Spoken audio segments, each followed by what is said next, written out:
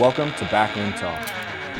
All right, guys, welcome to another episode of Backroom Talk. For these first few minutes, it is just me, Georgia, here. And the reason for that is we had a little bit of an audio issue. So the episode Carl and I recorded last week on concurrent training, we had a little bit of an audio corruption. So the first introduction got cut off. I'm going to do my best to fill in the gaps, lay some groundwork with some definitions, and then you're going to jump into the conversation that Carl and I had about concurrent training and the science and the principles behind improving multiple energy systems. So let's start there. What actually is concurrent training before we get into the conversation? When we discuss concurrent training, we are talking about a program design that improves multiple energy systems. And the reason we had this conversation is because we just released a free course a couple of weeks ago. You may or may not have seen it, on organizing daily training at home and in the gym, which discussed daily concurrent training principles.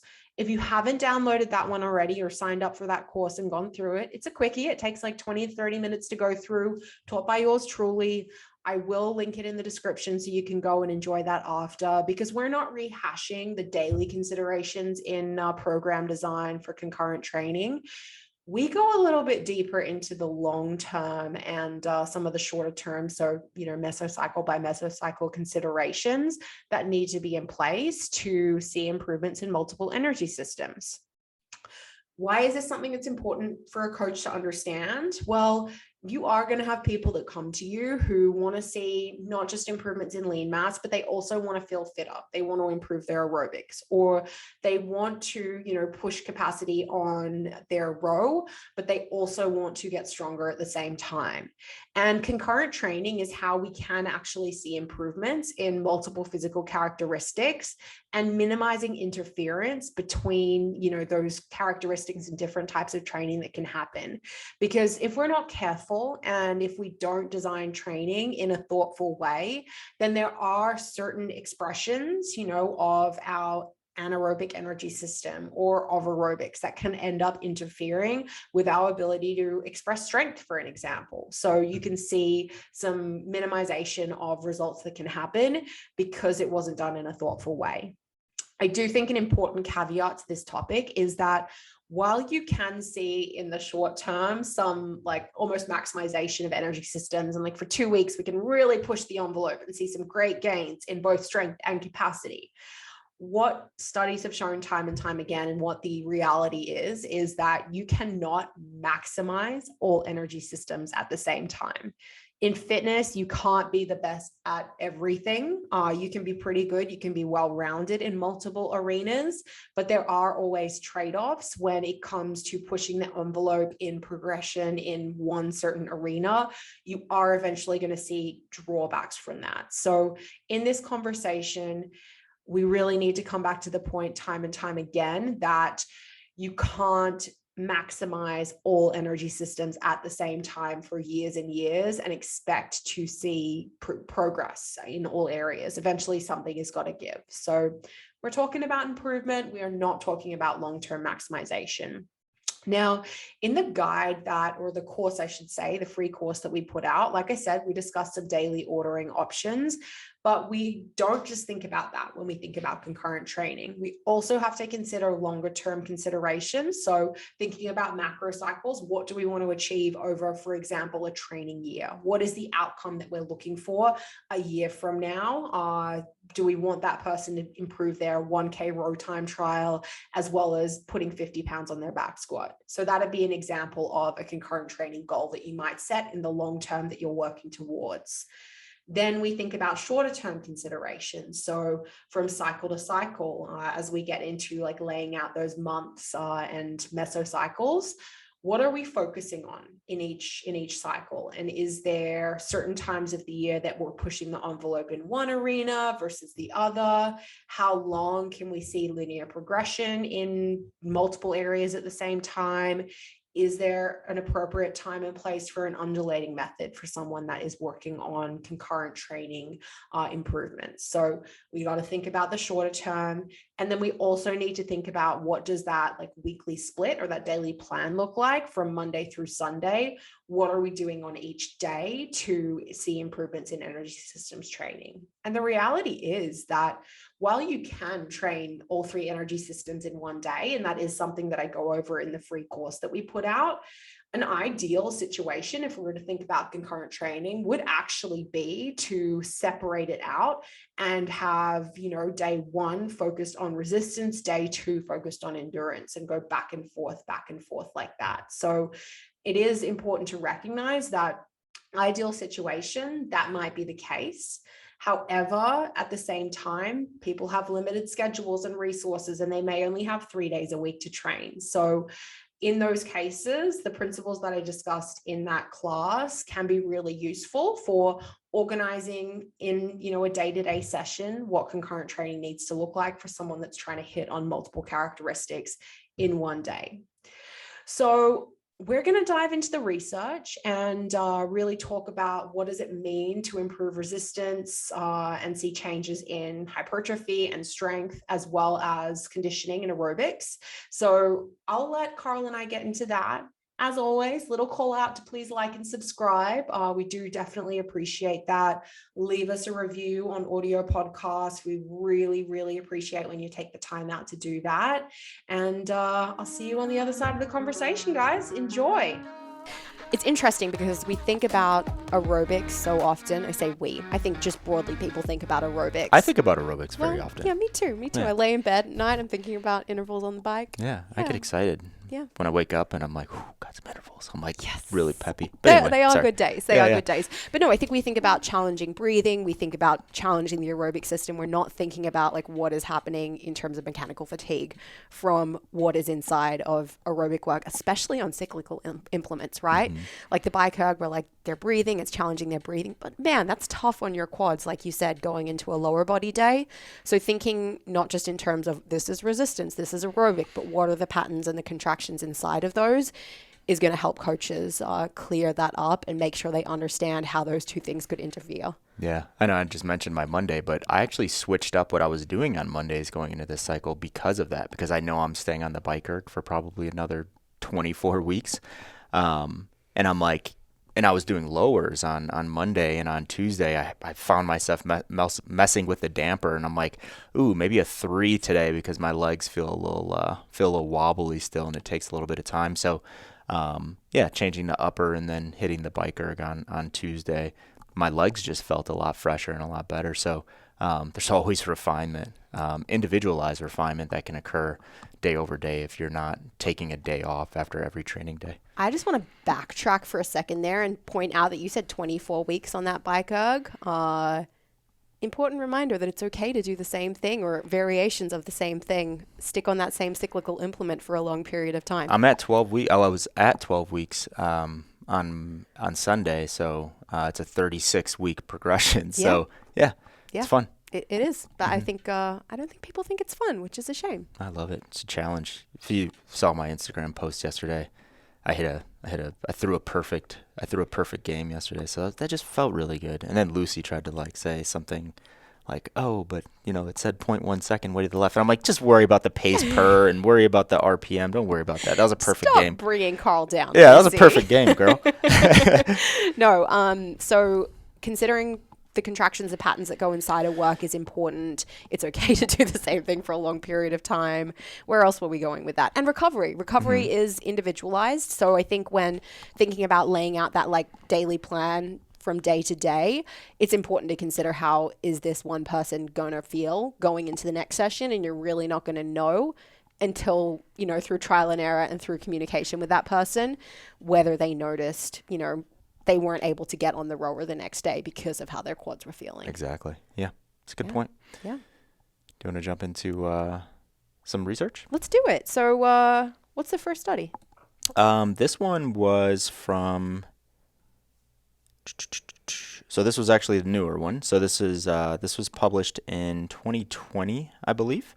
End of 2020. Yep. And this is Timmins et al. And this one looked at essentially how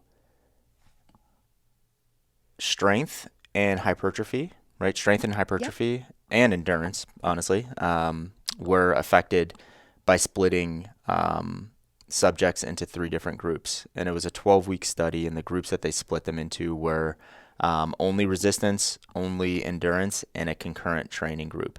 And they just looked at hypertrophy and they looked at strength gains in all 3 of those groups. So that was it. So they were just looking at what the hell was going on under the hood. And it's important to point out that what they looked at for hypertrophy and strength was obviously with hypertrophy they were looking at the vastus lateralis and the biceps femoris size, total size there. And then for strength they had the bench, leg press, and leg extension 1RM. So yeah, that's what they were looking at across all 3. And then for the endurance, what they were doing, what the concurrent training group and the endurance group was doing for endurance were cyclical stationary bike intervals across all 12 weeks. Yeah, cool. What do they find? They found some good stuff. I think with all of these studies, they're finding very similar things, but I think the nuanced thing about it, it's like, what are they actually doing over the X amount of weeks, and who were the participants? So the participants here, was it 30? I think they had 36? 32 healthy males. 32 healthy males. So I could have been one of those participants, I think. You're a healthy male. Yeah. So, but I think the interesting thing across these studies, and there's a lot of concurrent training studies that have been done over the past 20 years, is what are those conditions? What are they doing for resistance? What are they testing? How are they testing? Like what limbs are they testing in terms of, hypertrophy size and all of that? And what are they doing in their endurance training? And I like the stationary bike piece because it's very indicative of just what endurance training is. There's a lot of similarities between jogging and biking. There's a lot of similarities between rowing and biking just because they're so lower body dominant. So you don't see a lot of true endurance modalities that aren't lower body dominant. They pretty much all are. And when you get away from that, now you're looking at something that's not endurance. So even when we look at like the ski erg that we just talked about, like I don't look at the ski erg as like this ultimate enduring aerobic machine, right? It's very challenging to make that machine aerobic. So I think a number of people get there, but it's a very small percentage of people that can actually make that what they can make a stationary bike. Yeah, I mean, we always want to think about what are the practical applications of this study that we're looking at, right? And for most people, the endurance work or the conditioning they're doing is, as you said, lower body dominant. Yeah. So just it applies to more people. Yep.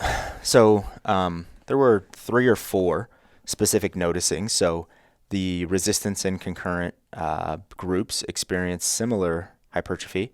So again, that was looking at the vastus lateralis and the biceps femoris, thickness in those muscles. And they also experienced similar strength gains. So the bench, the leg press, and the knee extension 1 rep max.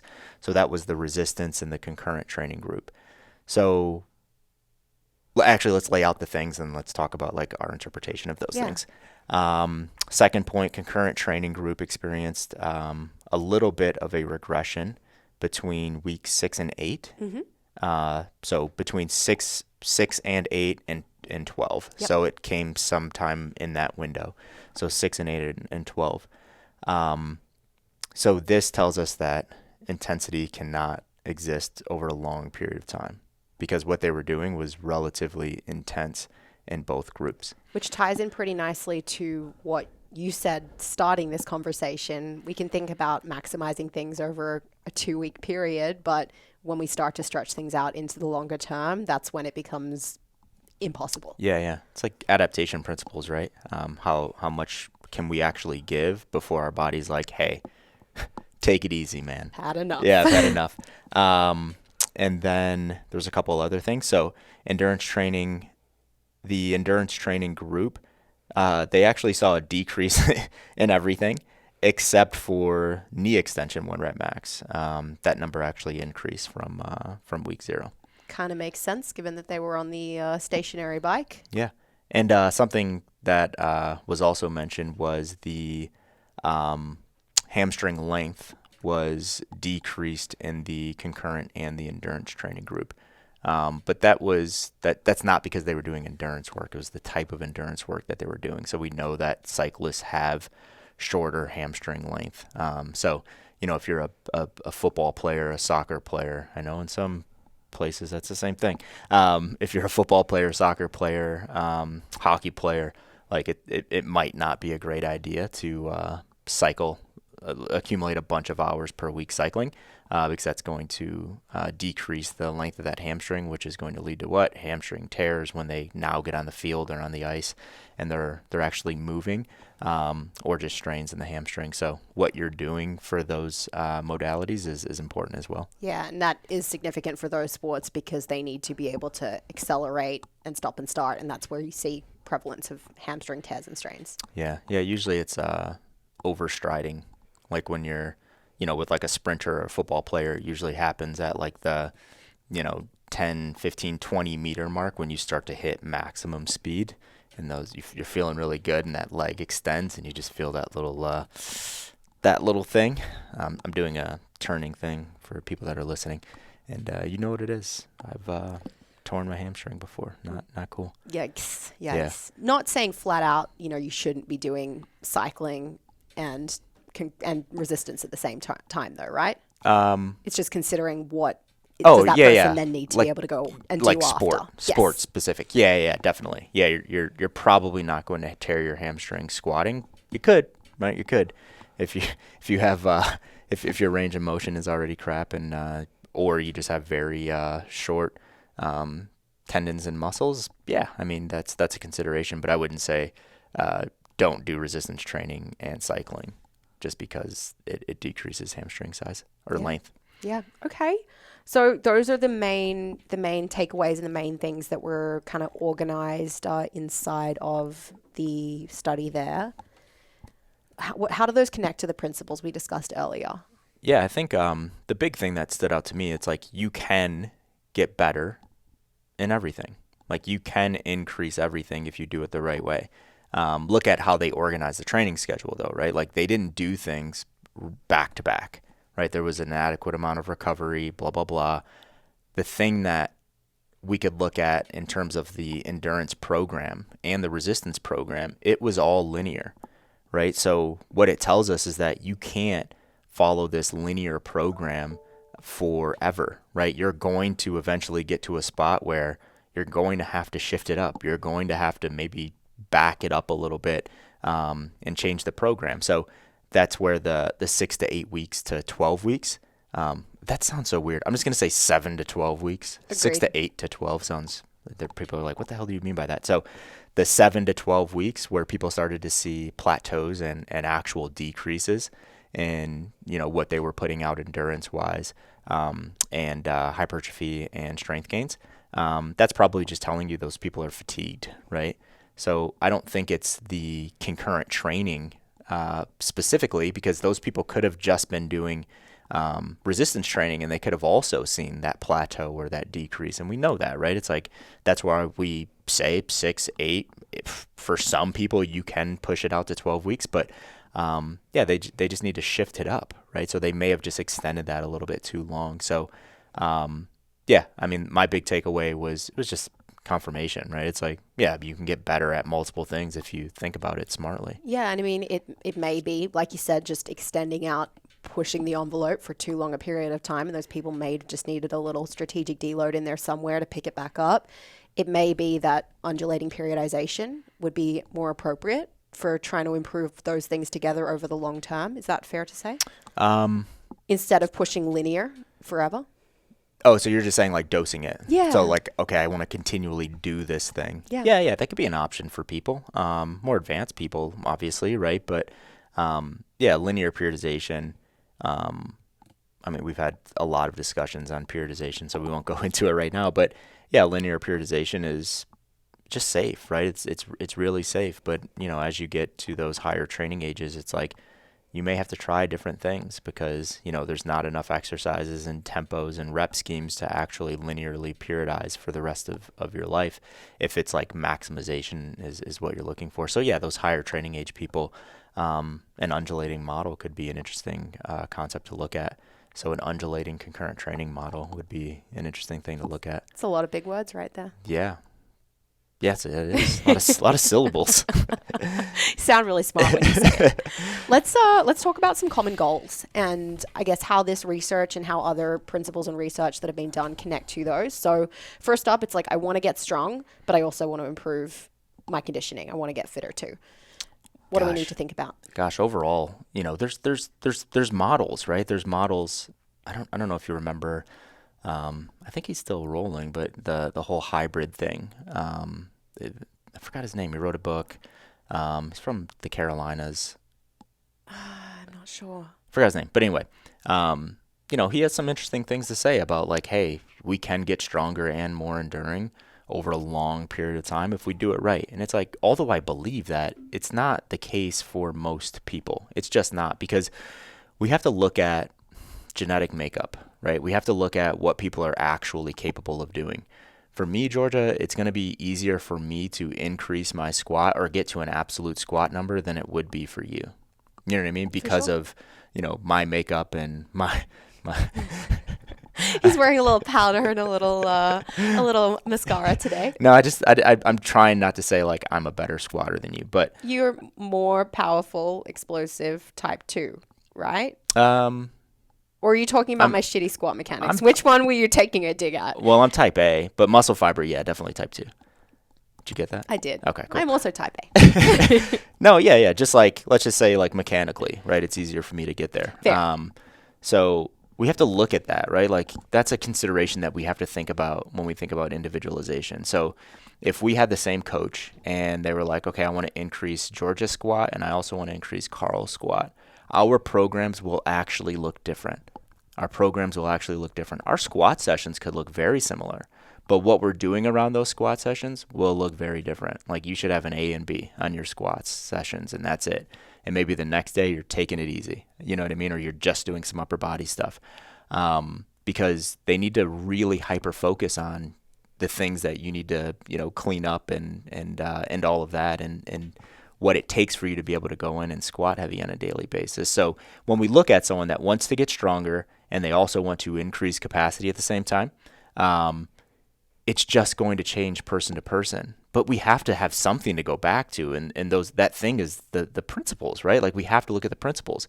And the principles tell us maybe you shouldn't try to do both of those things at the same time, right? If you want to get stronger, that needs to be the goal. Right? That's the goal. You can still do some endurance stuff, implement the principles inside of like, what can I do in endurance training that's not going to interfere with me getting stronger? So what is that not going to be? It's not going to be squat and then 15-minute AMRAP after, right? Can someone squat, do a 15-minute AMRAP and get stronger over 6 weeks? Yes, of course. Are they going to get as strong as they possibly can? Absolutely not. I don't care. I will argue that until I die, right? It's just not the case. So we just have to look at the principles. So if you're trying to get stronger, do that. And it's going to be the same for everything else. If it's like, hey, you want to get bigger, it's like, if you want to get bigger, do that.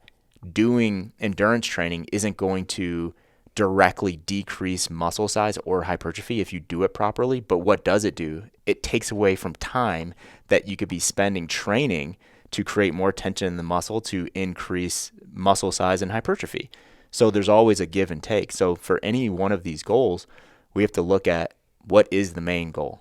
What is the main goal? Because if the goal is just like, hey, I want to slightly improve everything forever, right? Now it's like, go watch the course that you put together and it's like, hey, follow those principles to a T. But if it's, I'm a power lifter and I need to squat 800, squat, man. Yeah, I mean, when you start to add other elements into the design on top of the thing that is the main priority, you're always going to have to band-aid on top of that in some way to make up for it.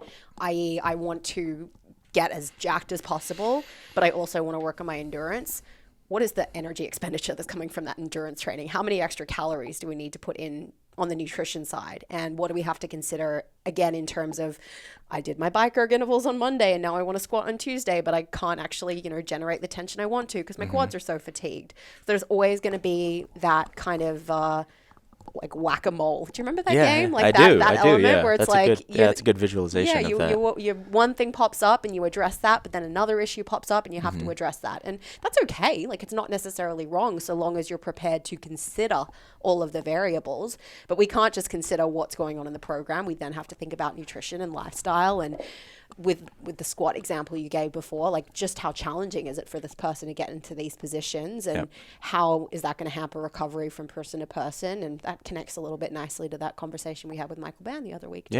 Yeah. I mean, broken record, right? But it's like intentions really do matter, right? So someone might think that they want to get stronger, but you really dig into that stuff and they're just like, man, I just want to be really consistent in exercise and just enjoy what I'm doing on a daily basis. And if they say that, the way that you design their training program is going to be so much different than I want to focus on getting a 500-pound back squat. It's just going to be different, right? Like when you sit in consultation with that person and they're like, gosh, my back squat has only increased by 2.5% over the past 12 months. It's like, high five, that's awesome, because we're doing a lot of other things. So did your 5,000 meter row, right? Like you were able to go out and jog for 20 minutes. Now you can do 65 minutes now. It's like high five. We're improving everything really slowly, but we're improving it. Are you having a good time? They're like, yeah, I'm actually having fun training. It's like, awesome. Like we're meeting your goal, right? So the intention thing really, really does matter. It's like, why are you doing it?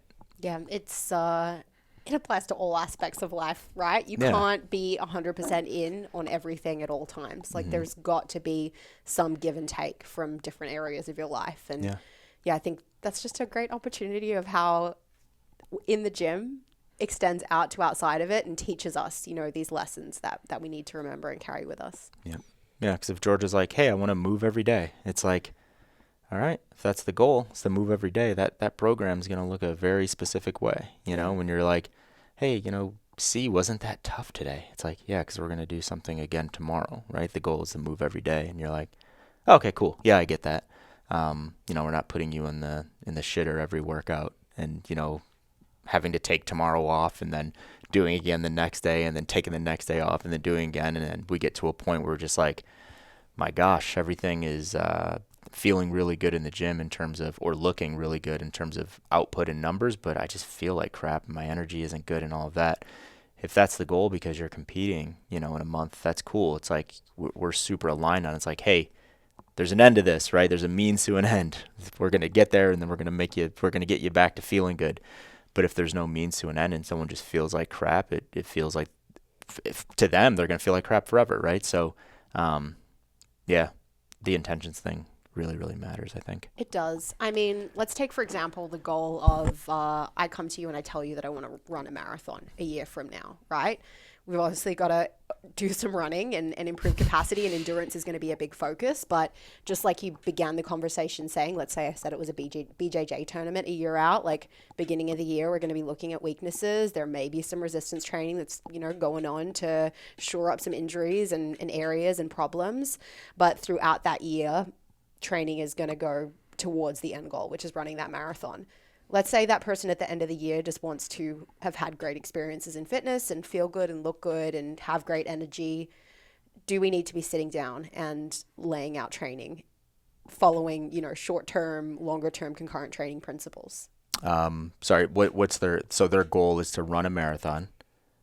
Their goal is just to feel good, look good, be healthy, compared to the person that wants to run a marathon. Gotcha. Like we got to apply concurrent training principles to our marathon runner. Yep. But for our healthy person, right? I just want to feel great. Yeah. Sorry, I lost you. I was like, I thought you were saying the person wanted to run a marathon and then they realized, and I'm like, but what do they want to do? It's a really long story about my confusing goals.